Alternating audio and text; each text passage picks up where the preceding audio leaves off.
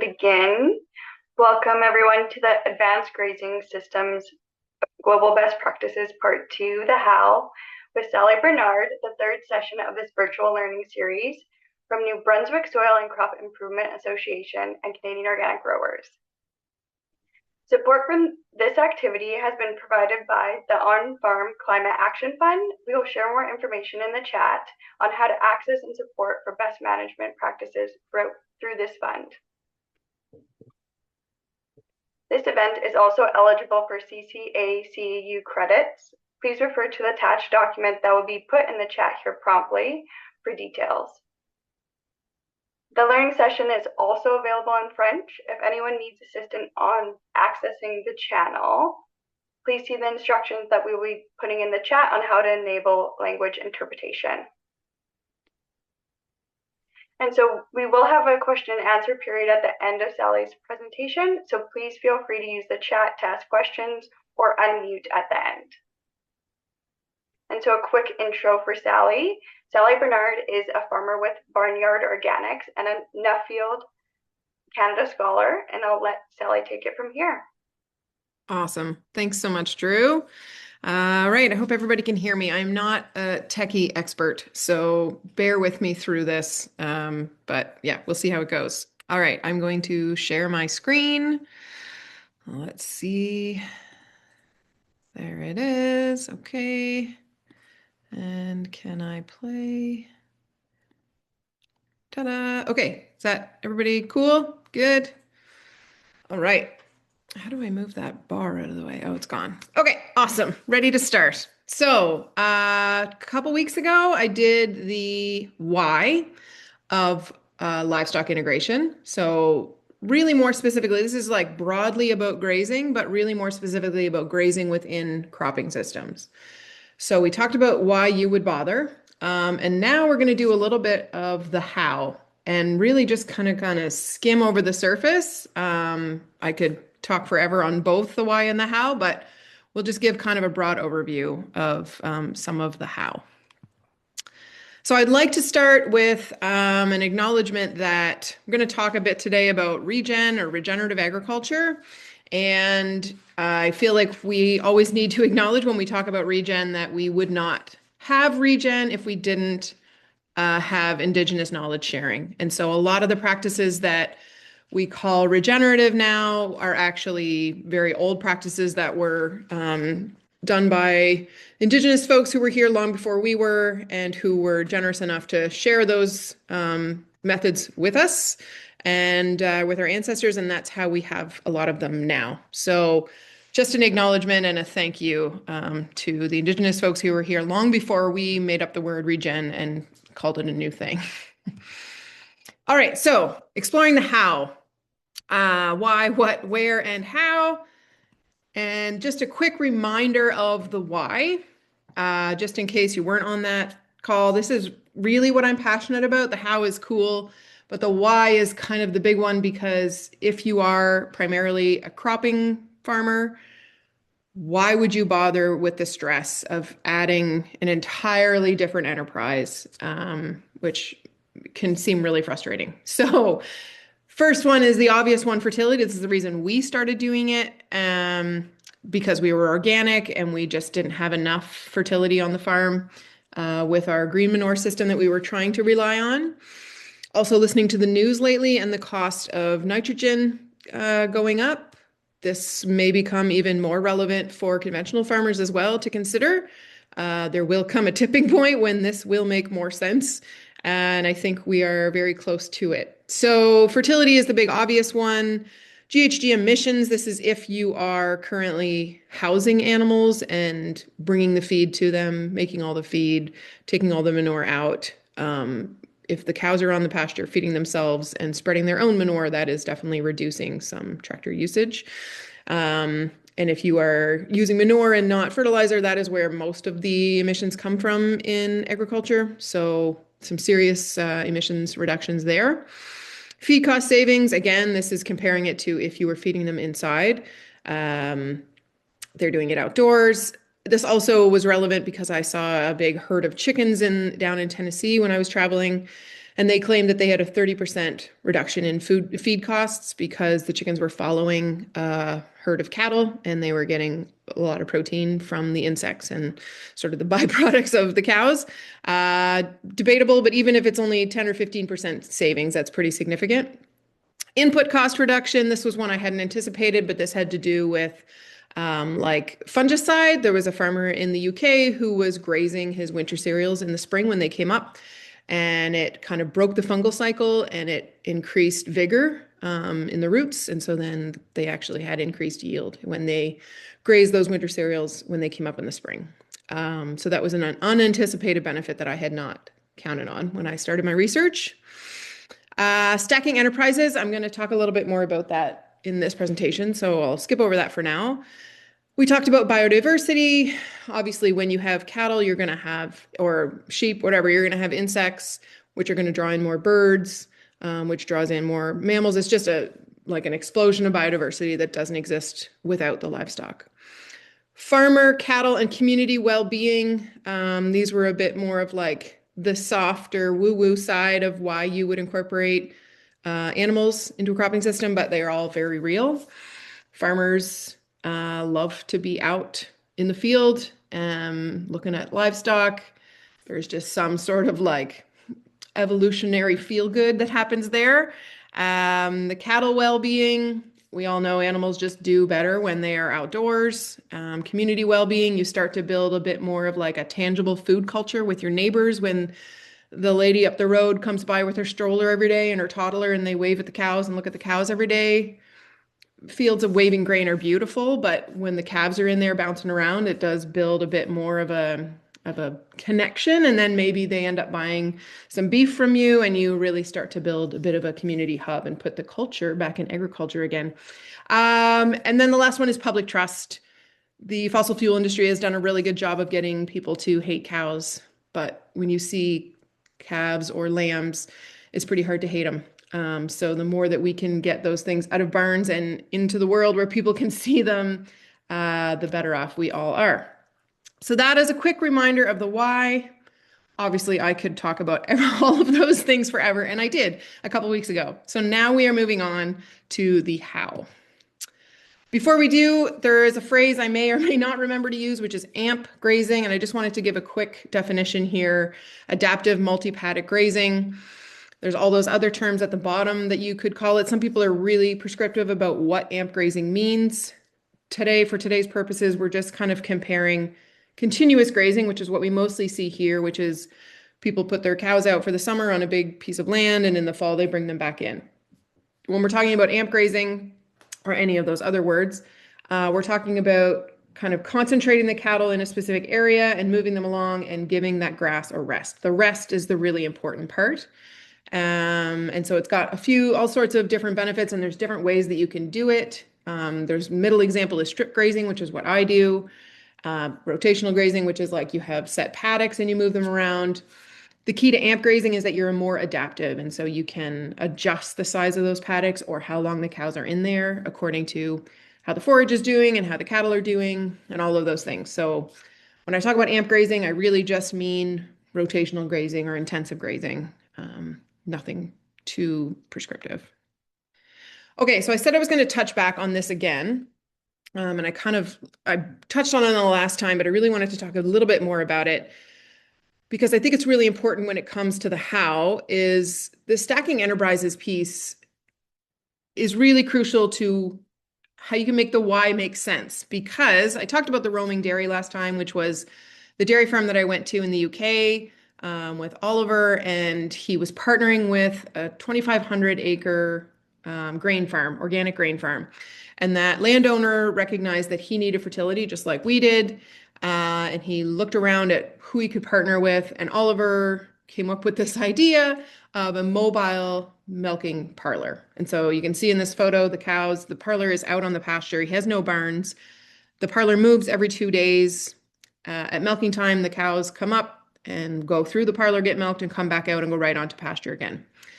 This was a fascinating model, and it kind of it sort of legitimized what I had been trying to do because I'm not really a beef farmer. I have a herd of beef cattle, and we do graze them. but we really got them for the fertility and the soil health building, not for the beef. The beef is a byproduct. And when I talked to Oliver, he said, I'm only milking once a day. I'm block calving, so I'm not doing any milking from January to March. And lots of folks would say that makes me not a real dairy farmer. And that's fine because I don't consider myself a real dairy farmer. I am a soil farmer. What's interesting is that the landowner obviously saw the benefit of having those cattle on there. He's partnered with Oliver and they share some expenses and share how things work out in the end. And he recognized that he could not get the yields that he wanted without Oliver. And Oliver obviously cannot get the milk without having the forage that the landowner has. And so both benefiting from each other, needing each other to reach their own goals, and getting these two very separate incomes from the same farm. So this is a really cool way to think about how you could do this and think of it less of a hassle and more of like you're building multiple enterprises, multiple income streams for your operation. This is the guy who I think is sort of like the stacking enterprises pioneer extreme. And so his name is Zach Smith. He's in Iowa, right in the soybean and corn belt, and had seen some folks doing some interesting stuff with intercropping and had noticed some yield differences on that edge effect piece. You know how crops tend to yield a little better around the edges because there's more sun and less competition for nutrients. And so he had seen some of this happening and just had this idea that he could incorporate livestock in this soybean and corn belt without disrupting too much. So this is I think this photo on the left is his first sort of iteration. He's got several versions of this now. He calls it the stock cropper. And so at the front of this, at the back, you can see there are pigs. At the front, I think in this one, he had lambs. He's got some with chickens in the middle section. But essentially this thing, I think some of the ones he has now are self-propelled. I think maybe this early one, he had to move it with the tractor, but he's got some that are self-propelled now, and they just slowly move ahead through this row in the field that you can see on the right between the corn rows. And so he moves it along, and then the next year he'll plant the corn where the stock cropper was and move the stock cropper into the next set of rows. So really kind of odd, like, what are you doing? He's this big multi-thousand-acre farmer, like so much acreage. What is he doing with this silly little thing? But what he discovered, and now that he has sort of scaled it up, he's got several of these going. He states that he's got 10 times the biodiversity. He's got a 30% increase in his corn yield, and that's mostly due to that edge effect and the added fertility. He has a 75% reduction in synthetic inputs, which is mostly nitrogen fertilizer because there's so much fertility being left behind the stock cropper. And to top it all off, he has 5,000 pounds of grass-fed proteins to sell to his neighbors at the end of the season that he didn't have before. So I just think this is like such a cool perspective in this very like monocrop sort of mentality.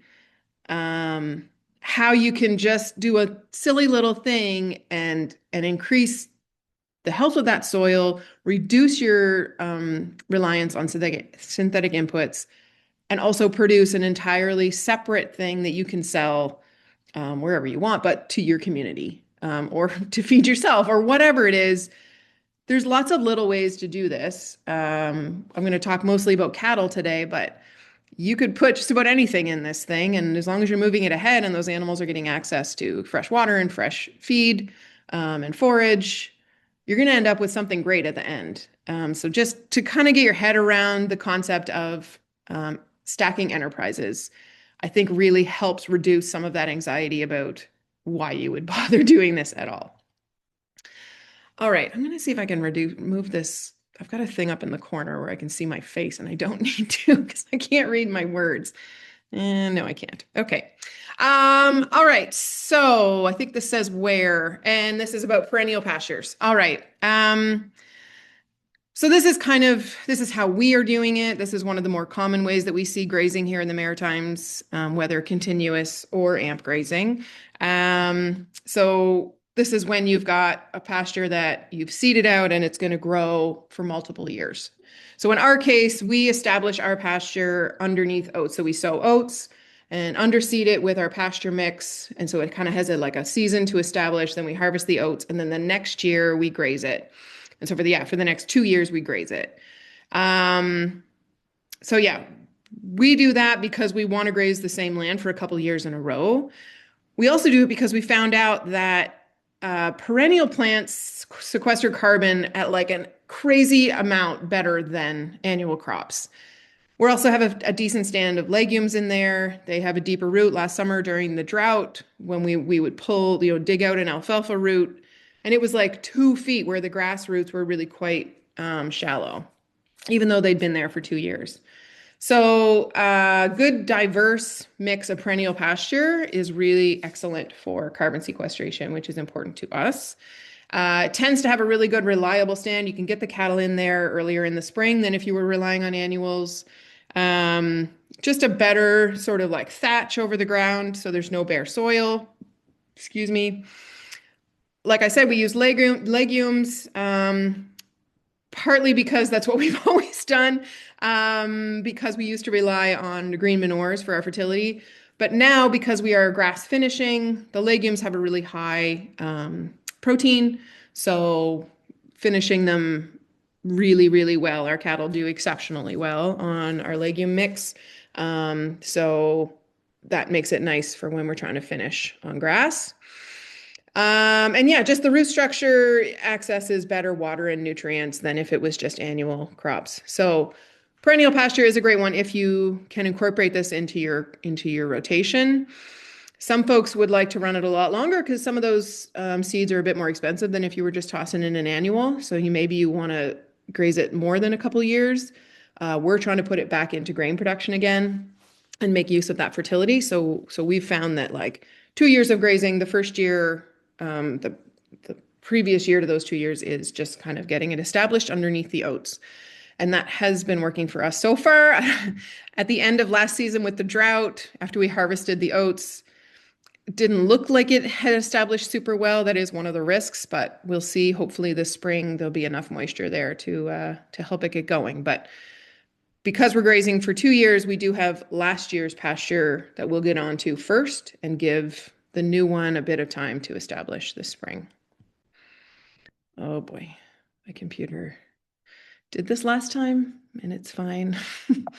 Just gonna give it a second to catch up. I think it does this when I talk too long on one slide. Dink, dink. Okay. This is just a pretty picture of my cows. Okay, it's really not working. Hold on. Let's see. Drew, it did this last time and I had to not freak out and it did it. Oh, there we go. Okay. Yeah, so back into cover crops. So this is more common. This is what we see a lot now, just because a lot of people are growing cover crops, which is awesome. A great way to make double use of a cover crop rather than just tilling it in is to let the cattle get in there first, or the sheep or whatever it is. I'm just going to use cattle, but ruminants in general is what I'm talking about. It's a bit harder to rotationally graze pigs. It takes special skill set and special tools. So in general, I'm talking about ruminants when I say cattle. And so this is one where you could call it stacking enterprises. You're planting the cover crop anyway. Why not put the cattle in there and fatten some cows and get some extra fertility? Cow hooves are pretty magical for the soil rather than machines. So if you can chop that down, incorporate it in with cow hooves instead of machines, it's actually much better for the soil. Yeah, so you'll get some fertility here. The biodiversity, you can see there's sunflowers here, so we're already attracting pollinators. When you bring the cows in there, they're going to bring a whole set of insects that weren't there before, and so you'll have more birds. It just kind of builds that whole cycle. So yeah, you'll have increased biodiversity. But it is a bit more short term. So we are planning to do this year for the first time intentionally. We have thrown cows in on things before, but we are actually going to plant a diverse mix into some soybean stubble this spring and hopefully plan to graze it for, I don't know, we'll see how much we can get out of it, how well established it'll be by July. Throw the cows in there for a month. That'll help extend our perennial pasture grazing season. And then it'll help give a jolt of fertility in kind of the middle of our rotation. Our rotation is 8 years. So we have pretty good fertility those first few years after the grazing of the perennial pastures, but it does start to kind of peter off. So if we're going to throw them in after the soybeans, that'll hopefully kind of give another big jolt of fertility in there. So we'll see how it goes. But I know lots of folks have a lot of success grazing cover crops, and there are plants you have to be aware of, but in general, we have found that cattle and sheep are very smart and will not eat the things that don't make them feel good. And mostly there's very few crops that you really need to be conscious of, but it's important to provide good mineral when you're grazing cover crops for all sorts of reasons I won't get into right now, but mineral is always important, but especially on a cover crop. So in crop residue, this is another one. This is cheap and cheerful, I've said here. As an organic farmer, underneath our crops, there tends to be some weeds in there anyway, some ground cover that we didn't intentionally plant, but it ended up being there anyway. So we have grazed in crop residue. It is becoming more common now to intentionally plant something underneath. So this is a cornfield, and it looks like they've probably planted something between the rows that just sort of simmered there while the corn grew, and then they cut the corn, and now they're putting the cattle in on it. So that's pretty cheap, pretty easy grazing. The cows will also love that corn residue that's there. It does potentially help break weed cycles and fungal cycles. So just the cows being in there, breaking stuff up, pooping on things, eating stuff, it just disrupts things enough that wouldn't necessarily happen with just going right back in there with another crop. There is something that happens in there with the cattle that just disrupts things enough that it could break some of those cycles. I said free fertility. Of course, there is the labor involved in getting the cattle there and moving their water and things, but some nice little fertility after corn's a heavy feeder. It's nice to give back a little bit and put some manure in there. And then feeding the biology. So the biology is always affected every time there's a tractor pass or, a crop is cleared off. So the fertility and the cows being in there is feeding that biology and helping sort of foster that underground livestock. So this is a really good one if it's an option. If once you've got some perimeter fencing going, it's nice to be able to throw the cattle in on some crop residue. Bale grazing is one that is getting a bit more attention now, and more folks are trying it out because people are seeing a huge benefit on the soil carbon front. So this was a field of ours that we did last year. It was the first time that I tried bale grazing for any amount of time. I've given my cows a bale here and there as needed, but this was the first time that I set up a field with the intention of bale grazing, and it was mostly just because of the drought, and we were kind of running out of forage. And we had these old hay bales that in another year I probably would have composted, but every bit of forage was looking pretty precious last year. So this is what we did. So we set up these bales, and then I ran my fence, and I would unroll the bales, move the fence, and then the cows would get a fresh bale or two every day.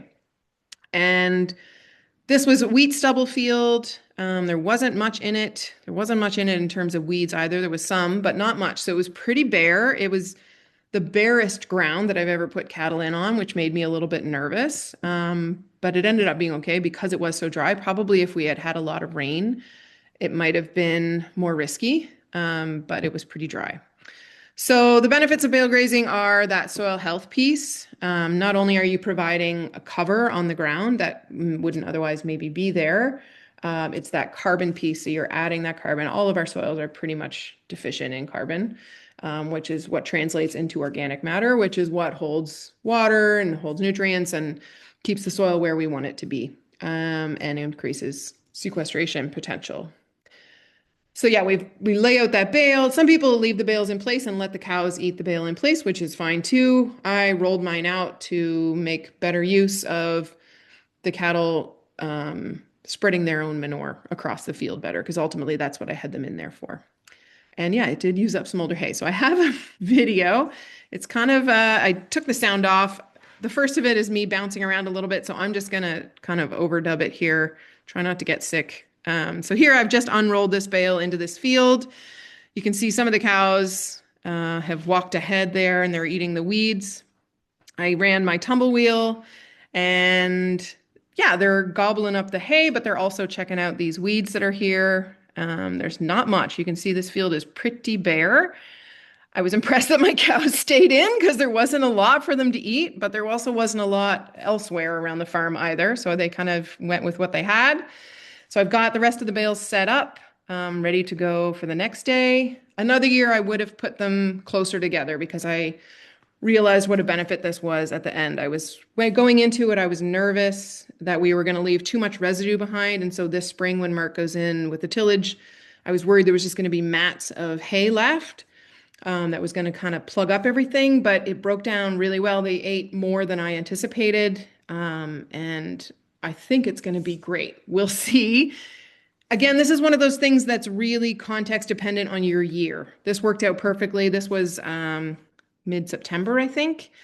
And yeah, it worked out well, but another year it might not work as well at that time. So yeah, I think it probably depends on what you have for hay, if this makes sense. They do waste it more. True bale grazers don't like people calling it wasting because it is going back into the soil. It's not wasted, but you will see a fair bit of residue on the ground, which is fine because they've stomped it in, they've peed on and pooped on it. It is going to get worked in, and it's feeding that underground livestock, not just your above ground. So bale grazing is a big one. Conservation grazing was a thing that I was introduced to in the UK by a company called Grazing Management. This is their cute Belties. These were the first Belties I had seen in the UK, so you can see my face. I was very excited. But the UK is sort of unique, as in we all know that their government is keen to subsidize sort of nature-friendly farming. Some folks would say they're being subsidized not to farm at all, but it's in some cases very thoughtful subsidies. And so one of them is that people have set up companies where grazing is a method of land conservation. So folks are hiring this herd to come and maybe graze like a riverbank that's been taken over by an invasive species, or like grazing the sides of a highway instead of using machines that are going to use fossil fuels. So it's a little bit out there, but these folks are not the only ones, and they are a company specifically. That is what they do. They have only non-breeding animals, so they're using like steers and dry cows, I guess, that won't be affected so much by their hormones and just sort of focus on the grazing. Belties are known for sort of being able to graze and finish on anything, sort of marginal forage. So that's why they have those. They're a little bit smaller or less impact on the soil, but ultimately it's to reduce having machines in sensitive areas. So they potentially could have mowed that riverbank, but the cattle did a better job of getting over sort of the rougher, steeper land, and they don't interrupt the ecology in the way that a big noisy machine would. So this was really interesting to me, and I had not really considered that before, but it is becoming a thing that folks are doing, and that's what this whole farm's business is, conservation grazing. A few other sharing options. So obviously we have community pastures, which are a great option to put some cattle out on if you don't have enough land or if you want to save your land for making forage. You can hire a herd. So the first year that we tried having cows, we didn't have our own and we wanted to give it a shot. And so we essentially just traded grazing for forage. We had the forage, the Dexter Cattle Company had the cows. So we traded for a year. We fed them and they let us try out having the cattle. So it worked out great for both of us. Maybe you have land that you could rent out to a grazer, or maybe you just have forage that you could trade for manure. If that's sort of the most basic level of getting fertility onto your farm, if that's your goal. That's what we did before we had cattle, is we traded a cut of our clover with a dairy neighbor for a bunch of his manure. It worked out really nicely. We just needed more and fresher manure. So those are a few options. This was a really cool website. It's obviously started in South Dakota. It's called the South Dakota Grazing Exchange. If you have a minute, I would recommend looking it up as a way to see how accessible land sharing can be. So This is just a screenshot, but if you scroll around, it's spread out. There's even a couple listed in PEI. So basically, you just click on one of those little icons. So let's say you click on one of the little cow heads, and so then this thing will pop up over here on the left or on the right, the grazing pin number 30. And so this person has beef cattle. So it tells you how many they have, how far they're willing to go. Are they willing to install fence? Are they willing to install water? And then just some additional information. It says looking for grazing for around $30 a cow-calf pair a month on a cash lease. I'm a young rancher, easy to get along with. Okay, that's cool. And then maybe you want to click on one of the grass icons. So that would show up like maybe this one sort of in the middle, the Cattle Creek pastures. Says they have 320 acres. They're looking for somebody to do some bale grazing in the winter. There is high tensile fence. There is water, no herbicide in the last 4 years. Any additional information? And so they've got a little bit of explanation there. Just a really cool way to connect people who may or may not know of each other, and how to build those connections and potentially get cattle on grass that is just there, and use up those resources while benefiting both people. So just a really cool example of how simple it can be to connect people, when you kind of put it in their hands and give them a platform to do so. So yeah, it's just a really interesting way to make those connections, I think. All right, so now we're getting into the bits of kit, as they call it in the UK. I'm not really like a big gear head person. I feel like my husband would do a better job at this stuff, but I did get to go travel around the world and see cool things. So I'll share what piqued my interest. I would suggest that if you're into kit at all, YouTube, you could just spend actual literal years scrolling YouTube for cool stuff. If you just put in like portable fencing in YouTube, there would be years worth of information. So I'll just share a few things that I thought were really cool. These two are sort of unrelated to other things that I'm going to talk about, but the first one was this EcoNet, Kiwi EcoNet. First of all, New Zealand, they're just so far ahead of the game when it comes to grazing, infrastructure and tools. So they've got tons of cool stuff. This is one of them. I think there's more companies now doing similar stuff, but essentially it's like the old-timey baler twine, and now they've made it in a net form to wrap a bale with. So it's biodegradable. Probably the cows could eat it. It wouldn't hurt them. Just a bit better than the plastic wrap and things that we have here, better in terms of waste, not better in terms of wrap quality. As you can see there, the bale might be a little bit looser.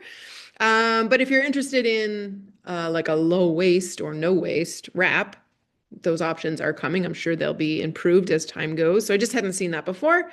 And then this other thing, which is it a video? Yeah, it is. Okay. So this guy's just wrapping up water hose. I find water hose one of the most frustrating parts of moving cattle. It's heavy, tends to be wet, it's annoying. And so this video in particular caught my eye because I tend to struggle with moving water hose. But this thing was really slick. And I came home and got Mark to build me a sort of similar looking prototype. It doesn't work quite as nice, but it's pretty slick. That one is out of the UK. I think a company called Pasture Tech, maybe. So fencing has come a long way. This is a cow with an old page wire. I don't think many folks are putting up page wire for cattle anymore. It's expensive, it's awkward to put up, and it's a real pain to repair. And it tends to take quite a beating in the winter, or if it's near the woods. It's just a bit of a pain. Similar to barbed wire, not a lot of folks putting up barbed wire, especially here in the Maritimes where we tend to be close enough to a power source. If you're way out in the prairies and there isn't a power source, barbed wire might be your best bet. But here in the Maritimes, I think most folks are getting away from page wire and barbed wire and moving to high tensile, which is just easier to work with, easier to install, easier to repair when it inevitably breaks somehow or whatever, gets caught by a tree or something laying on it. So fencing has improved a lot. Fencing cattle is easier than fencing sheep, although if you have a good herd of sheep who are well trained to a wire, 2 wires is not impossible to keep them in, but you might have a better peace of mind with another strand. And then you have to make sure that you understand the difference between, oh, sorry. Perimeter fence and interior fence. So I'm going to talk briefly about perimeter fence. This looks like an advertisement. It kind of is. These folks were kind enough to sponsor part of my Nuffield travels. They're out of Tennessee, so I went down to see them. It's called Timeless Fence. These are PVC posts, and we built our first fence with good old cedar posts, which is what most folks use around here. Works fine, they're fine, but these posts completely changed my life when it came to building fence. And how we are adding livestock to our crop farm is we're basically adding a field every year and adding that into our rotation. And so it took 2 of us and a tractor basically 2 days to put in the fence when we were using cedar posts. I can put in almost a whole perimeter fence in a day by myself with no tractor with these things. They're lightweight, they're super tough. It's just me and a post pounder, and they go in pretty slick. And they have these pre-drilled holes, so I don't need any insulators. The fence can bend pretty much right over onto the ground. During Fiona, we had some trees lay on them. Went out, cut the tree, and the fence just popped right back up. We have had a couple break, inevitably. We've got thousands of them on the farm now. Sometimes just too much tension when I'm running my interior portable fence and hanging it on the edge. Sometimes there's just too much tension in one particular place. But for the most part, these fence posts have been incredible for us. You can run the fence through those holes, obviously. Sometimes we do use just a small piece of wire and wire the line to the post instead of running it through, just in case the fence breaks, then it's a bit of a pain.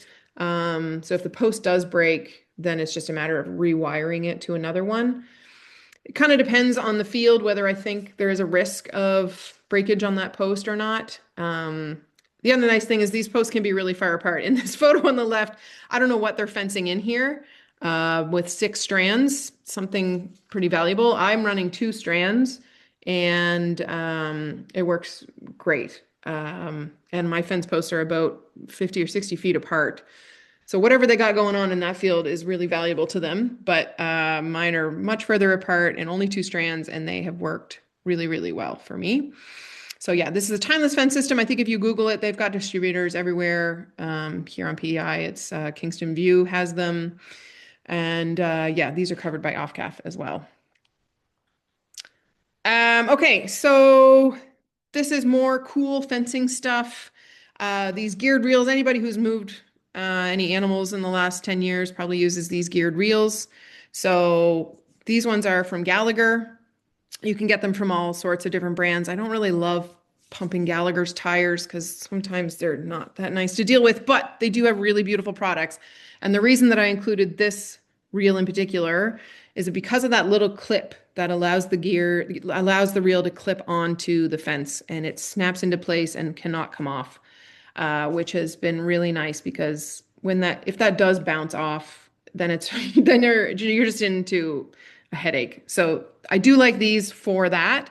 The geared reels means that for every 1 turn that I physically do, the reel is moving 3 turns, so it makes winding things up really quick. So yeah, these just work really nice when they work. When they get tangled up, it was a real pain, but it doesn't really happen. Once you've got a good system down, tangling doesn't tend to happen so much. So yeah, we use a 4-wheeler to unroll it. We connect it to the side of our 4-wheeler, drive along, it unreels, and then we just have to manually reel it up, but it's not a big deal. That blue box that says Gateway Release Timer is a bat latch, which is really cool if you want to move the cattle multiple times a day, or if you want to move them when you're not there. You can set a timer on it. And when the timer goes off, it releases that spring fence and that pops back, and the cattle recognize the sound and they move themselves into the next paddock. I have not used these, but I know lots of folks that have and really, really love them. There's also the Mennonites here have made some really cool homemade versions using like a timer on a sprinkler system. I don't even know. Very clever engineering, and we'll do the same thing. So yeah, those are really cool if you want to be able to move the cattle when you're not there, or if you're doing really tight moves and want to move them several times a day. This will do it. Net fence can be a love or hate. I love it for my chickens. It is really slick to move once you have it down. If you don't have it down, they are a real headache of tangled mess. So you just kind of have to practice until you get it down. But the net fence is really slick because it's easy to move, easy to electrify. In general, animals tend to respect it. They can see it well. So yeah, net fence is a great option for portable fencing. And then these are all a whole bunch of different step-in posts for running your interior fencing, so your polywire. This is mostly what we can get locally. The key is having something good to be able to step them into the ground, especially as the summer goes on and the ground gets harder. The pigtail tops are great. They're really easy to put the fence through, but you are limited by having only one strand and having it at a certain height. So not so good for sheep, or if you're really set on having calves stay with the moms and not wandering, then the pigtails, they'll probably sneak under the pigtails. Most people don't mind having the calves go ahead, but if that matters. The post that's pictured there on top of that bench or that piece of wood is my favorite kind of post. It is one of my posts. So it's just a single metal rod bent with a little step in on it. It doesn't have the extra anchor that the other ones have, like down at the bottom, but it stays in the ground really well. It can be hard to step in when the ground is hard, but I just like metal over plastic. It does have that plastic insulator on it, but I just find that these are very durable. They don't break. If it bends, I can bend it back, and I can put as many insulators on there as I want. So I really like those metal ones. I don't know what they're called. I couldn't find a photo on the internet. We got them at the local agri-co-op, and they are my preference. Okay, I'm going to try this video about the tumble wheels. I love talking about tumble wheels. I should have taken out stock or something when I first got them because I talk about them all the time. The problem with them is they are very circumstantial and they tend to really only work great for crop guys who have flat rectangular fields without trees. So they are very limited to specific circumstances, but if you have those circumstances, they work really well. So I'll just play this video, maybe. Oh, nope, maybe not. Oh, yeah, let's see. I'm gonna get an ad, maybe. 12 hour fresh breath starts here. Before using fresh, clean, make rinse. Sorry. Morning breath was set. Okay, here we go.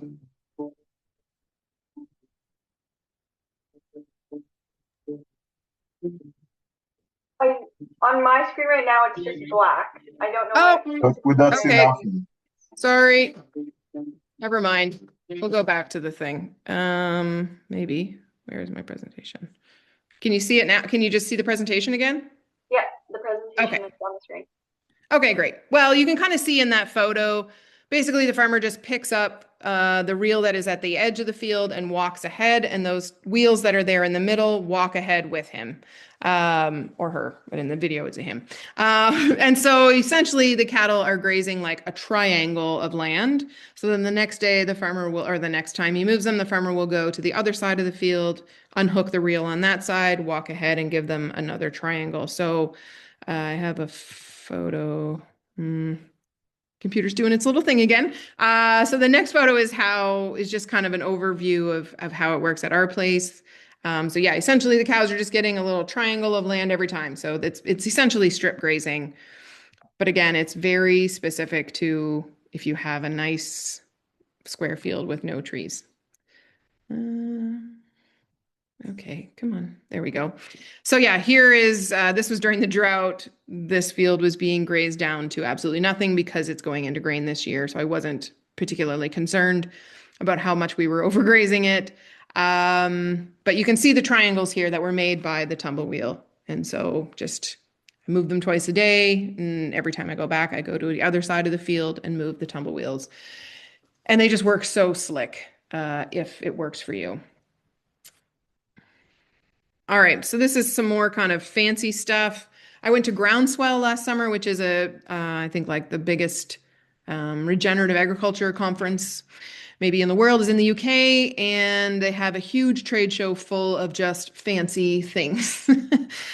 This middle fancy thing is actually, I didn't see it there, but Kingston View Farms here in the Maritimes does sell these. They're from Range Ward, called a power grazer.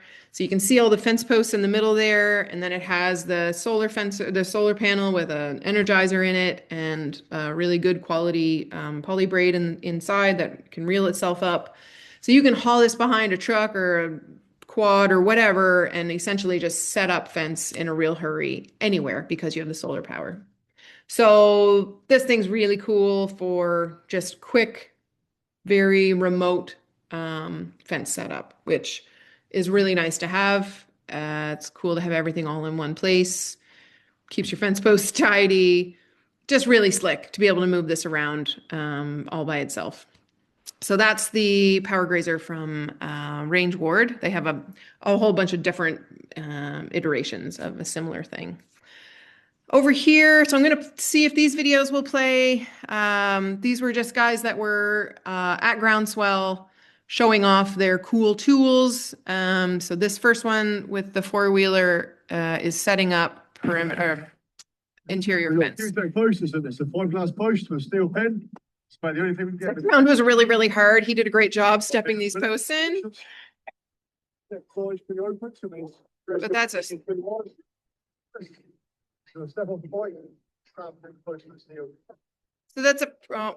that's a pretty slick way to set three strands in all at once. He's just hooking the fence post onto those strands as he goes, and then stops and steps it in and does it again and again. Pretty slick. He's probably fencing sheep with those 3 strands. Makes it look real easy. It's not cheap gear, but it's pretty interesting gear.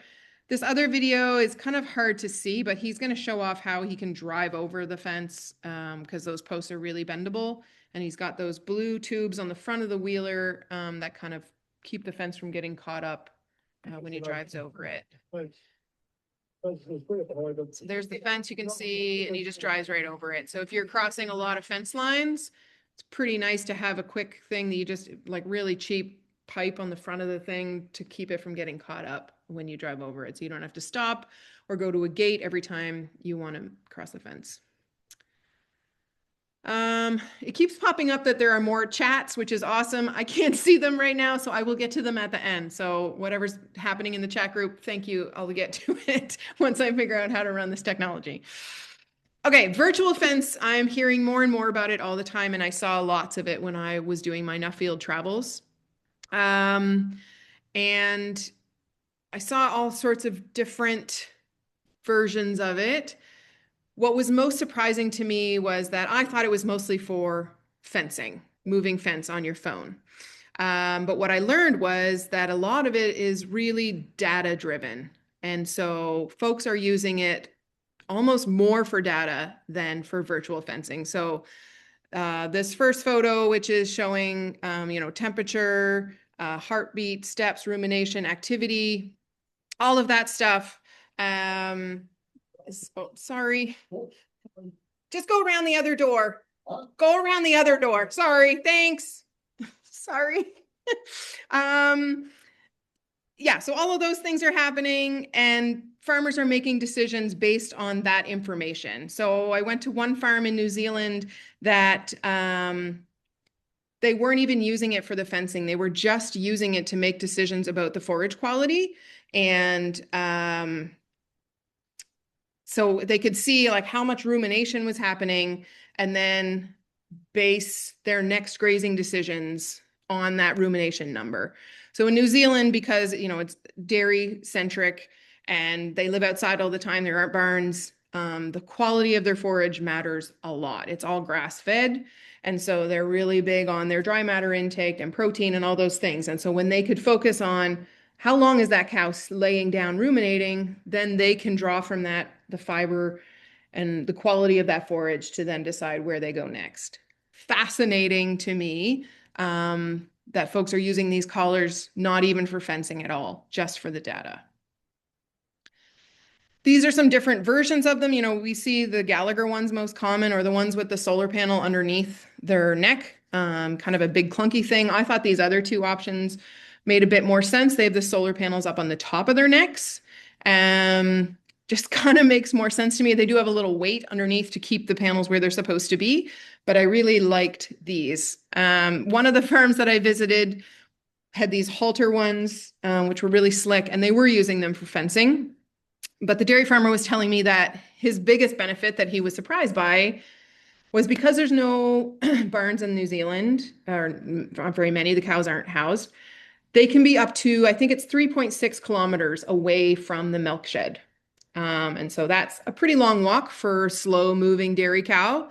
And this guy figured out, you know, it takes about an hour and a half for an employee to get there before everybody else, walk out to that field, get the cows up, get them walking back. There's about an hour and a half gap between when that person shows up to when the cows actually show up to be ready to be milked.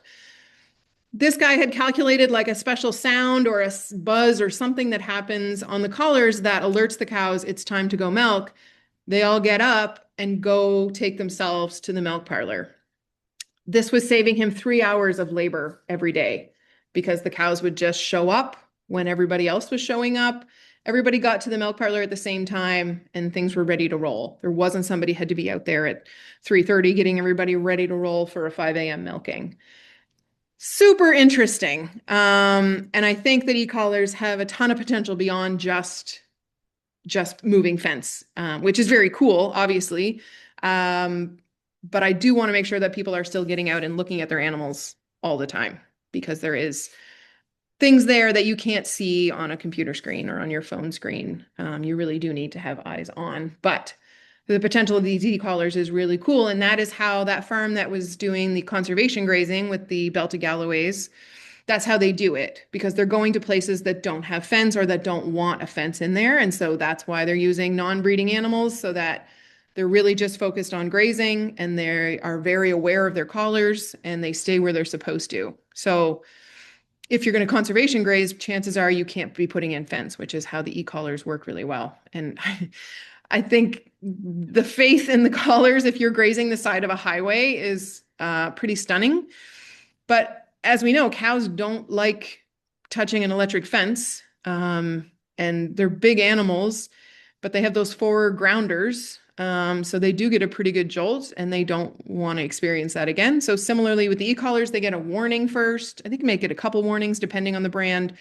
And then once they do get that jolt, they don't want that again. So they know as soon as they hear the warning, they're close, they back off.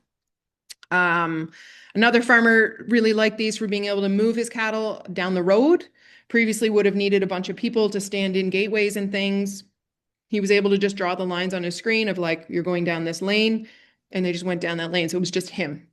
He just needed himself and his computer. So really cool potential here. I think they're improving all the time. A lot of different brands. This is just 3 that I saw, but tons of different brands going on. So something that's really handy, because we don't have a handling facility. We don't handle our cattle a lot, but there does inevitably come some times when you may have to.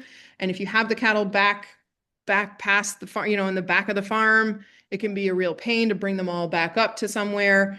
We are lucky enough that Kingston View actually rents out this unit. It's a portable sort of handling unit. So if you need to do something with the cattle, then you can bring this to the farm, rent it for the day. If you've got a cow that needs help, if you need to do some castration or some tagging or whatever, this is an awesome option for that. All right, water is another big one that's really important and you can't really skimp on. I'm not going to talk about winter water here in the Maritimes. Obviously, we all need to make sure the cattle have water. Some folks say they can do fine on snow. The kind of snow that we get now can be not as compatible with watering cattle. So it could be, you know, icy or crusty or just not great sort of watering snow. So it can be a bit tricky to rely strictly on snow, but I'm going to talk about summer watering. And I will be upfront that water is sort of a mystery to me. How it gets out of the ground and goes where it needs to go is not my jam. That I leave that up to my partner, who understands all the ins and outs of that. But once the water is there, there are some options for how you get it to the cows. So this first one is a nose pump. So essentially, it's like old-timey technology where the cattle just bump their noses up against that yellow piece, and it is a pump. And so once they bump it a couple times, the water shows up in that little trough, and they are essentially the pumps. They are doing that work themselves. And it's quite portable. If you need to move it around, you can take it with you wherever wherever your water source is, to however far the cows are. And once they get onto that, it's kind of a slick, like low mess option. Solar panel pumps that will allow you to pump water further away from where there might be a power option. The section where our cows are is about 250 acres, broken up into different fields. And so we are running pipe from our central pump on the farm. So we aren't relying on solar at this point, but there is water at the back of the field that we could potentially be getting into.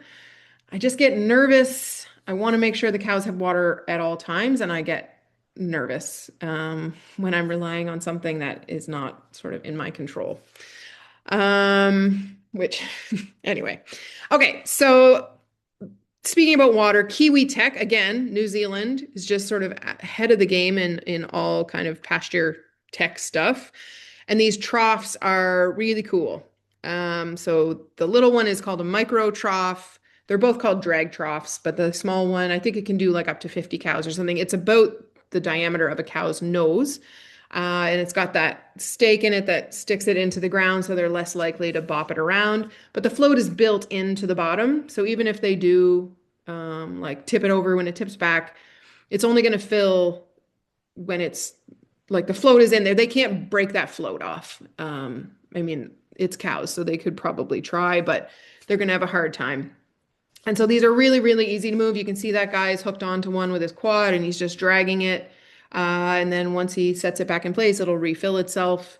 And just really slick, easy to move, rubberized, tough troughs, which make the rotational grazing part easier.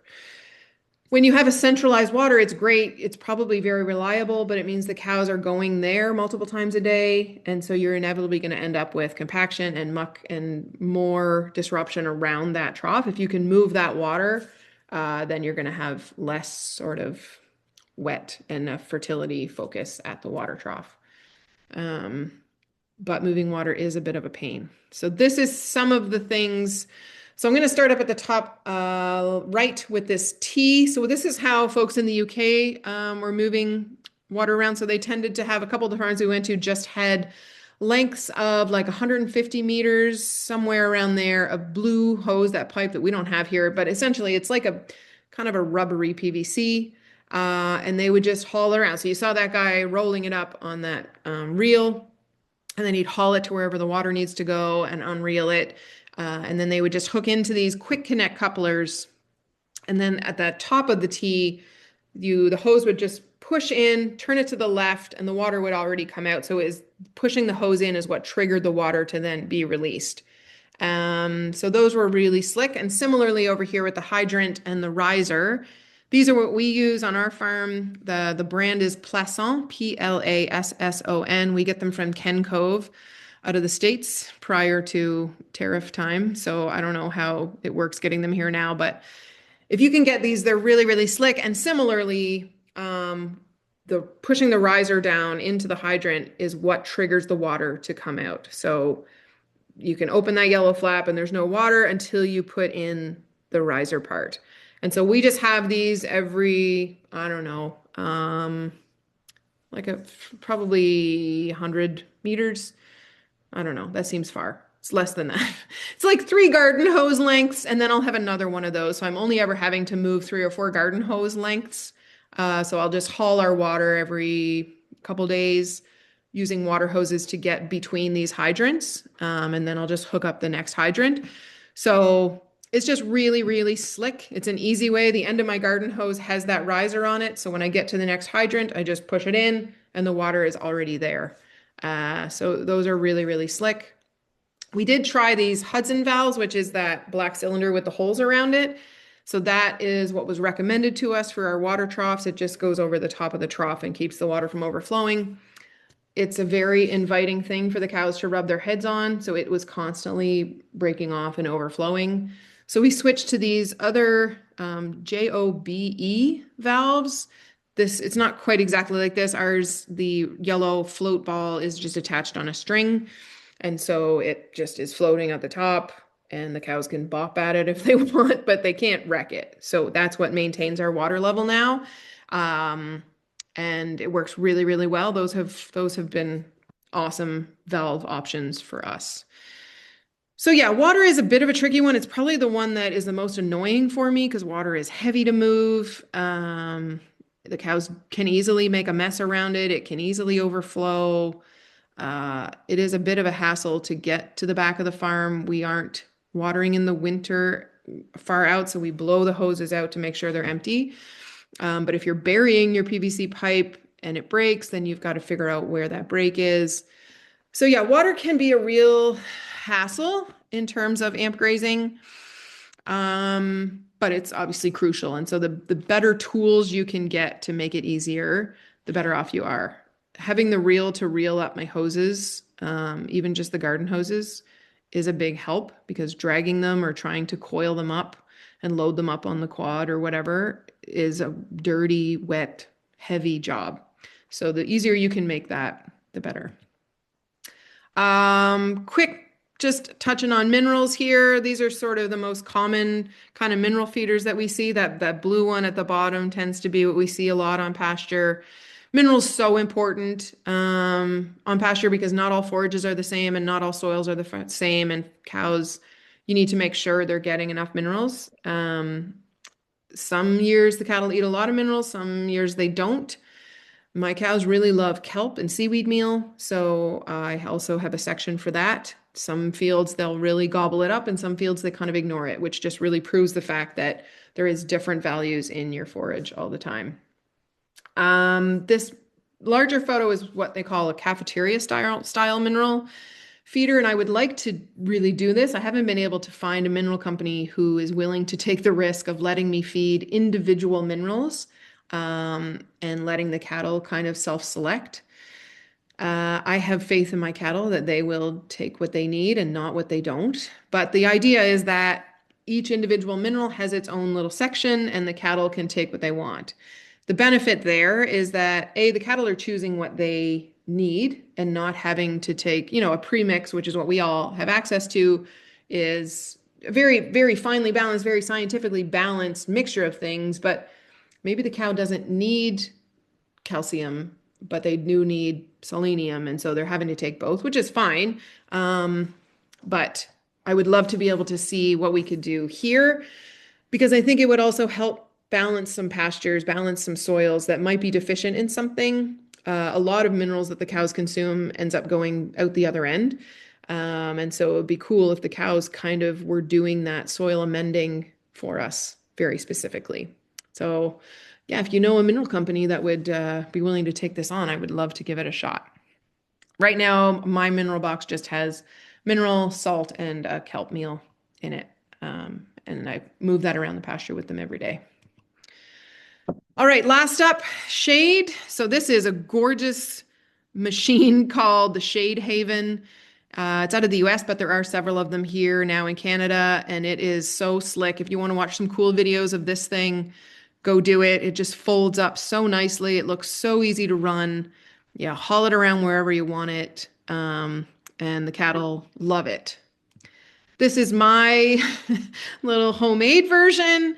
So it's just an old hay escalator. We built a wooden frame for it. When I say we, I mean Mark built a wooden frame for it with my vision, and we threw some shade cloth on it that we got from like a greenhouse supply company. We have to move these every day, sometimes twice a day. The cattle use them so much. We don't have trees in our pastures, but I think these are actually better than trees because I can move them around wherever I want some extra fertility. So if I see kind of a poorly performing spot in the field, I will move my shade mobile over there, and the cattle will inevitably drop more fertility there because they will spend some time there in the day. And then I'll just move it the next day somewhere else. And so this has been a real benefit to us. We've also welded like some sharper pieces of metal so they can scratch on it like a tree. We have now attached our mineral box to this unit so that when I'm moving it, I'm also moving the mineral with it. Yeah, this thing has been awesome. I move it with the winch on the front of our quad. I'm taking the quad out anyway. That's how I'm getting to the cattle. And so, yeah, I just hook it on with the winch, drive ahead. It moves ahead. I can steer it wherever I want. And this has worked really well for us. So whether you go with the Shade Haven version or some homemade version, shade is crucial, especially for woollier breeds like mine. They really prefer a winter habitat. So when it is late July, they use the shade a lot. All right, so I think most of the things that I've talked about in the last half of this would all be covered under the On-Farm Climate Action Fund. And as of right now, I think it is on until 2027, 2028, I think it is. And we need to take advantage of this as grazers. So we know there's the three, like nitrogen management, cover cropping, and grazing management. And as grazers, I think it's really cool that the federal government has recognized the potential of grazing to impact climate positively. And so we have very rarely had a program like this that acknowledges grazing in that way. And I don't think it's going to last forever. So I think if there are any of these things that you are interested in getting, we should be taking advantage of the off-calf program now. This is just 3 examples in the Maritimes, Nova Scotia, New Brunswick, and PEI. I know that there's organic certifying bodies that offer it. There's other organizations you can go through to access it. But really crucial that we take advantage of this when we can, because yeah, it's not going to last forever, but getting funding on things like shade and water and fencing, super important for the longevity of our farms and super good to have it acknowledged by the feds to give us 75%, which I think is across the board. Some people administer it a little bit different than others, but essentially it's about 75% coverage for some of those key infrastructure bits for portable, movable fencing stuff. So yeah, just a caution that, yes, I just pushed you to buy a bunch of gear, but all the cool gear in the world won't matter if you don't have a good why, which is why I ended up focusing on the why for my Nuffield studies, because that is the thing that holds everybody up. You can have all the cool gear in the world, but if you don't really believe in why you're doing it, then the day the cattle get out or the fencer breaks or whatever, it's not going to feel worth it. So you really have to believe in the why, because there will inevitably be a day where you will hate it. And then the next day will be awesome again. But there will be a day that you'll be like, I don't know why I'm doing this. So you do have to kind of have that in place and believe in it, because all the cool gear in the world won't be enough to keep you in it. But it will pay off if you do stick with it. So yeah, Prince Edward Island Department of Agriculture sponsored my Nuffield studies. So I just wanted to acknowledge their contribution to me being able to do all of this. And Nuffield Canada, I talked a little bit about Nuffield the last time that I did it, but essentially it's an organization that gives farmers or agricultural stakeholders a little pot of money to do travel around the world about a specific topic. Mine was about livestock integration into cropping systems, and I was really lucky to do it. Really enjoyed it, finished it up in January, and now I get to talk about it all the time. So thank you to New Brunswick Soil and Crop and to COG and to all of you.